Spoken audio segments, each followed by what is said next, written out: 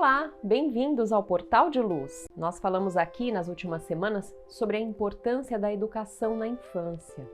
E hoje nós vamos conversar com vocês sobre as ideias pedagógicas que nortearam o nosso mundo e a educação de tantas gerações ao longo da história, através do filósofo Platão, até chegarmos na doutrina espírita com o benfeitor Emmanuel. Tudo isso através de um artigo escrito para o jornal Folha Espírita por Walter Graciano Júnior, que é pedagogo e presidente do Grupo Espírita Caibar Schutel. Mas antes de falarmos sobre isso, nós vamos convidar todos vocês para ouvirmos juntos a mensagem psicografada na voz de Chico Xavier.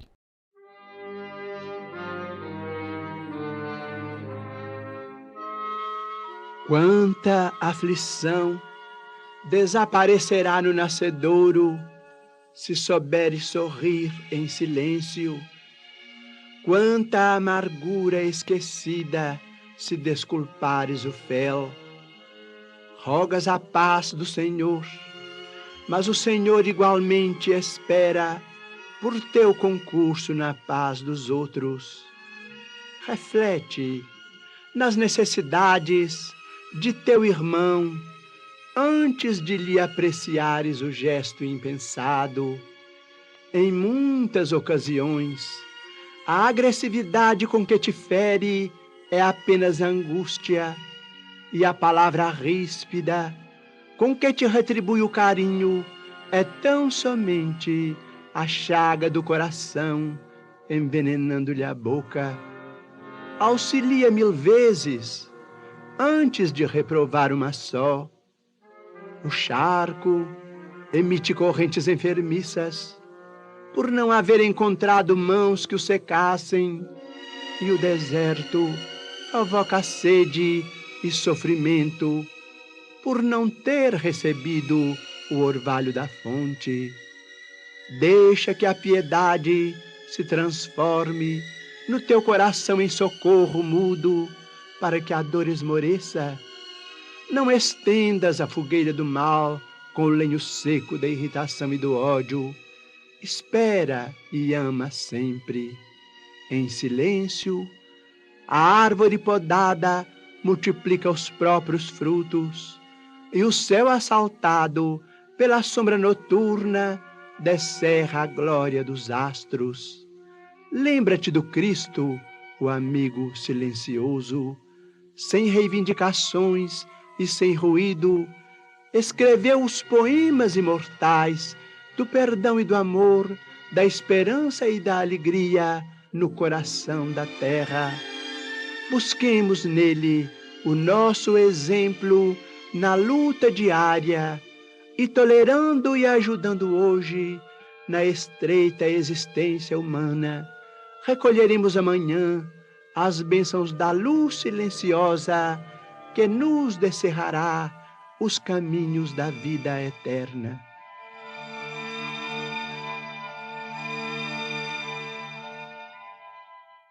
A educação que nós temos hoje no planeta, através das instituições de ensino, é resultado de todo o acúmulo de conhecimento e práticas ao longo da história, e resultante também de todo um processo de elencar quais temas vão se tornando relevantes para cada época, para serem ensinados, e quais vão ficando ultrapassados e sendo substituídos de tempos em tempos. Como nos conta o pedagogo Walter Graciano Júnior no seu artigo na Folha Espírita deste mês, grande parte desse conhecimento acumulado foi sendo registrado e passado de geração para geração através dos livros. Mas muito antes disso, ainda na pré-história, o homem já possuía essa necessidade de registrar ideias que fossem consideradas importantes e já as gravava através dos desenhos, nas paredes das cavernas, para que toda a comunidade e também todos os descendentes pudessem ter acesso àquelas informações e hábitos. Enfim, a humanidade aprendeu a registrar as informações, entendendo que elas deveriam ser preservadas de alguma forma e passadas adiante para os descendentes. E assim nós pudemos construir e acumular para as gerações futuras as informações da nossa história e todo o conhecimento adquirido por todos nós e pela nossa sociedade humana. Se parte dessa bagagem intelectual, desse conhecimento, está sempre sendo aperfeiçoada, como é o caso, por exemplo, das ciências, o mesmo não acontece com os valores éticos e morais, que na sua essência são imutáveis. Quando esses valores são voltados para os princípios verdadeiros da alma, eles costumam nunca alterar o seu valor e o seu conteúdo. O filósofo grego Platão pode ser considerado um dos primeiros estudiosos que se tem notícia e que previu um sistema de ensino que buscava mobilizar toda a sociedade para educar e transformar crianças e jovens em sábios, na busca pela virtude. Platão, que viveu entre 427 até 347 a.C., foi o primeiro pedagogo que se tem notícia, não só por ter concebido esse sistema educacional, mas principalmente por ter integrado esse sistema a uma dimensão ética e política. Ele foi o segundo da tríade dos grandes filósofos clássicos. Antes dele nós tivemos Sócrates e depois dele nós tivemos Aristóteles, que foi inclusive o seu discípulo. E ele entendia que o objetivo maior da educação era a formação do homem moral, vivendo em um estado que fosse justo. E para ele também, educar corretamente era algo tão importante, tão essencial para a vida, que seria uma tarefa para toda a sociedade e não somente para aqueles que eram responsáveis diretos pela educação das crianças e dos jovens. E o que mais nos admira nas teorias de Platão é que ele pregava que, por meio do conhecimento, seria possível nós educarmos os nossos instintos, a ganância, a tendência à violência, à agressividade. O estudo dos valores, portanto, funcionaria como um antídoto para que todo o mal que nós pudéssemos cometer contra o nosso semelhante pudesse ser educado. O que entra em total acordo com o que nós acreditamos hoje e que foi inclusive tema dos nossos programas anteriores, quando nós vimos que as escolas da atualidade estão preocupadas não só com o ensino formal, mas com o ensino do altruísmo, da compaixão, justamente visando que no futuro eles se tornem adultos que saibam domar os seus impulsos de uma maneira sábia e agir com mais serenidade e com mais amor. O benfeitor espiritual Emmanuel, no seu profundo estudo das ideias pedagógicas, vem ao encontro de todas essas ideias de Platão, complementando um ciclo na história, onde juntos eles se encontram no Espiritismo codificado por Allan Kardec no século XIX, já que, como sabemos, Platão está presente no Evangelho segundo o Espiritismo. Nós vamos concluir a nossa conversa agora sobre educação com um lindo texto de Emmanuel, que nos traz grandes reflexões a respeito da verdadeira educação. Onde estiveres, faze claridade em ti mesmo, para que a treva desça de nível. Só a luz desintegrará na terra as cristalizações da sombra, em que a ignorância e a penúria tecem ninho à inquietação e ao sofrimento. Não te encarceres, porém, na feição unilateral do grande problema. Educação, em boa síntese, é luz que circula vitoriosa do sentimento ao raciocínio, sustentando o equilíbrio entre cérebro e coração. A ciência constrói a medicina, a compreensão humana faz o médico. As letras erguem o magistério, a consagração ao ensino gera o professor. A técnica estende os patrimônios da indústria, o devotamento ao trabalho levanta os missionários do progresso. A teologia plasma a religião. As virtudes da fé realmente vividas erigem o pastor. A universidade lavra diplomas, a escola do exemplo, nos testemunhos de elevação dentro da luta cotidiana, forma os verdadeiros servidores do mundo. Não prescindimos da instrução, mas não honraremos o pensamento claro e nobre sem o acrisolamento moral. É por isso que Jesus, exalçando a sabedoria, não olvidou a prática do amor. Aprendamos servindo. Essa é a única fórmula capaz de reunir-nos ao Mestre que procuramos. Muitos possuem ouro e prata, muitos detêm cultura, muitos guardam a bondade, muitos dispõem do poder, mas não sabem acender a luz em si próprios. Riqueza, inteligência, afetividade e dominação não lhes servem, por vezes, senão como vasto pedregulho no campo da experiência. Entesoura, pois, no cérebro a ciência que te ilumina, mas inflama de amor o coração que te pulsa no peito, porque somente assim farás da própria vida a estrela de serviço e de fé, guiando-te a alma em triunfo para além das sombras que enxameiam nos valores da provação e da morte. Emmanuel.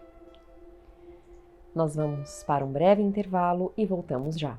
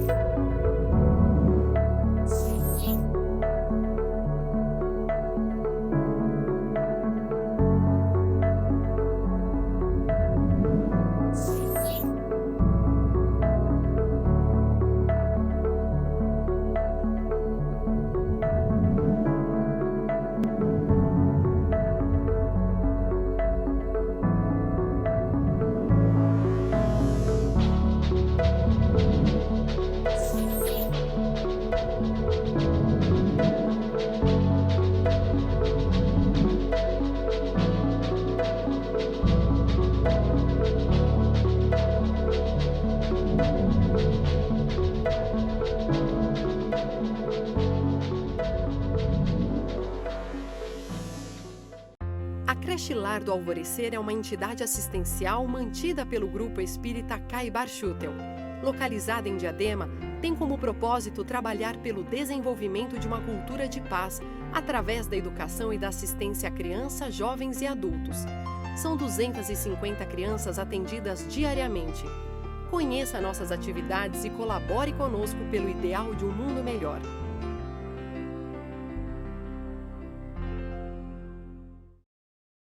Vamos ouvir agora a nossa amiga Sandra Marinho no quadro Educa a Tua Alma. Olá, queridas amigas, queridos amigos. Hoje falaremos sobre despreendimento. Nós já tivemos oportunidade de trazer o tema despreendimento em relação ao passado, aos velhos valores, aos preconceitos e às falsas crenças aqui no programa.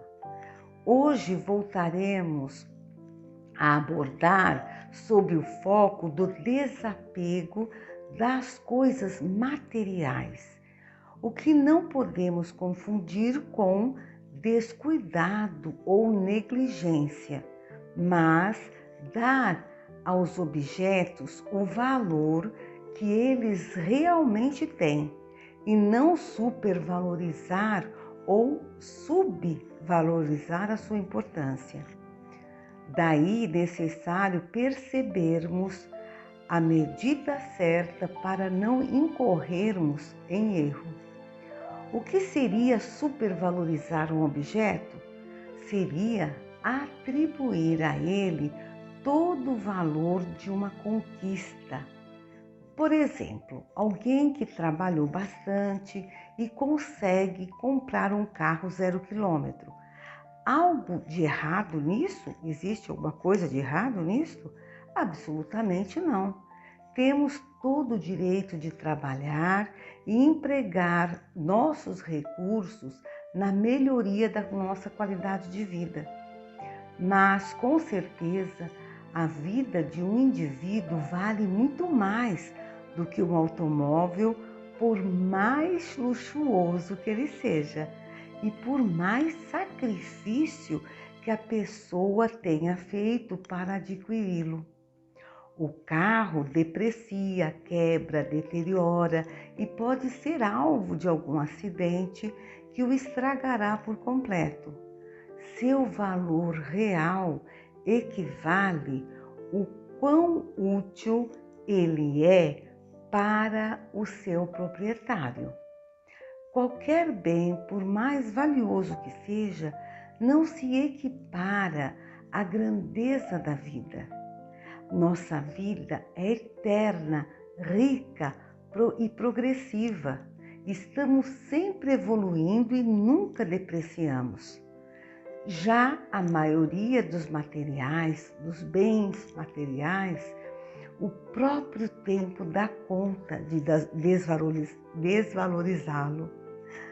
Assim, o dom da vida está muito além das conquistas materiais, sejam quais sejam: casa, carro, carreira, fama, poder. Repito, o valor de tudo isto está limitado à utilidade que eles têm para nós. Nada mais que isto. É importante lembrar que se tratam de coisas ou situações perfeitamente substituíveis. Vou contar uma história baseada na vida real, protagonizada por um casal com o qual tive oportunidade de conviver. Há alguns anos eles formavam uma bela família. Eram jovens com 2 filhas pequenas. Após algum tempo de casamento, o pai da moça pagou a entrada de um apartamento para eles num lugar muito bem localizado. O casal então assumiu as prestações junto ao banco. Depois de alguns anos, devido a reveses na vida profissional de ambos, passaram a atrasar as prestações e também as taxas de condomínio. O sogro do rapaz, naquela ocasião, já não podia ajudá-los. Estava aposentado e também enfrentando sérios problemas de saúde. Numa certa altura, A vida do casal estava insuportável diante do fantasma da ameaça da perda do apartamento, tanto em razão da cobrança do condomínio quanto da possibilidade do banco retomar o imóvel para leilão com a finalidade de saldar as dívidas. Tudo muito desesperador. Quando conseguiam negociar os débitos do condomínio, chegava a correspondência de cobrança do banco. Enfim, até que um dia, quando tudo parecia assim, insolúvel, a moça, num instante de reflexão, perguntou para si: por que estou sofrendo tanto? Foi então que lhe veio a resposta: porque está na iminência de perder seu apartamento. E continuando com o diálogo íntimo, ela se fez outra pergunta: mas agora, o que é mais importante para a minha família? E a resposta veio: o que é mais importante? Voltar a ter paz junto à família. Foi então que percebeu que sua família não ia ficar sem teto caso perdesse um apartamento, pois ela trabalhava e tinha uma certa renda fixa que permitia pagar um aluguel. E na última das hipóteses, tinha como morar com os pais por algum tempo. Por fim, resolveu, junto com o marido, alugarem uma casa em bairro vizinho, uma casa simples, mas confortável, e cujo aluguel cabia no bolso, cabia no orçamento doméstico. Quanto ao apartamento, o entregaram para o banco, que depois de um tempo foi a leilão e o montante arrecadado utilizado para quitar todas as dívidas. Tive a oportunidade de assistir a reviravolta dessa família. Tornaram a ter paz. As filhas cresceram, fizeram faculdade, se casaram, enfim. Mas o que eu gostaria de chamar a atenção é que vocês observassem que o desapego ao apartamento foi o gatilho fundamental para que esses amigos recuperassem a alegria, a paz e novas energias para recomeçarem. A matéria é um meio, gente, e não um fim. Os bens materiais existem para nos servir e jamais seremos seus proprietários legítimos, pois, de fato, nada possuímos. Tudo é empréstimo de Deus e por tempo determinado. É necessário que construamos uma relação saudável com a matéria e ela nunca nos faltará. Acreditem. Pensemos nisto. Muita paz a todos e até o próximo programa. E agora nós vamos ouvir o nosso amigo Maida com o Momento Doutrinário. Olá, amigas e amigos, sejam bem-vindos a mais um Momento Doutrinário. Convidamos a todos para refletirmos a respeito dos tormentos voluntários, conforme instrução do espírito Fénelon, dada em Lyon, na França, em 1860, a qual consta no livro Evangelho segundo o Espiritismo, capítulo 5, Bem-aventurados os aflitos, item 23. Disse o espírito Fénelon: vive o homem incessantemente em busca da felicidade, que também incessantemente lhe foge, porque felicidade perfeita não existe na terra. Entretanto, malgrado as vicissitudes que formam o cortejo inevitável da vida terrena, poderia ele, pelo menos, gozar de uma felicidade relativa, porém, ele a busca nas coisas perecíveis e sujeitas às mesmas vicissitudes, isto é, nos prazeres materiais, ao invés de buscá-la nos prazeres da alma, que são um antegozo dos prazeres celestes, que são imperecíveis. Ao invés de procurar a paz no coração, única felicidade real neste mundo, ele está ávido de tudo que pode agitá-lo e perturbá-lo. É uma coisa singular. O homem, como que de propósito, parece criar para si os tormentos que está nas suas mãos evitar. Existem tormentos maiores do que aqueles que a inveja e o ciúme causam? Para o invejoso e o ciumento não existe repouso, pois estão perpetuamente em estado febril. O que eles não têm e o que os outros possuem lhes causam insônias. Os sucessos de seus rivais causam-lhes vertigem. Seus estímulos só despertam para eclipsar aqueles que lhes estão próximos. Todas as suas alegrias estão em excitar nos insensatos, como eles, a raiva do ciúme, da qual são possuidores. Pobres insensatos, pois imaginam que amanhã talvez terão de largar todas essas ninharias, cuja cobiça envenena-lhes a vida. De certo pensam que não é a eles que se aplicam estas palavras.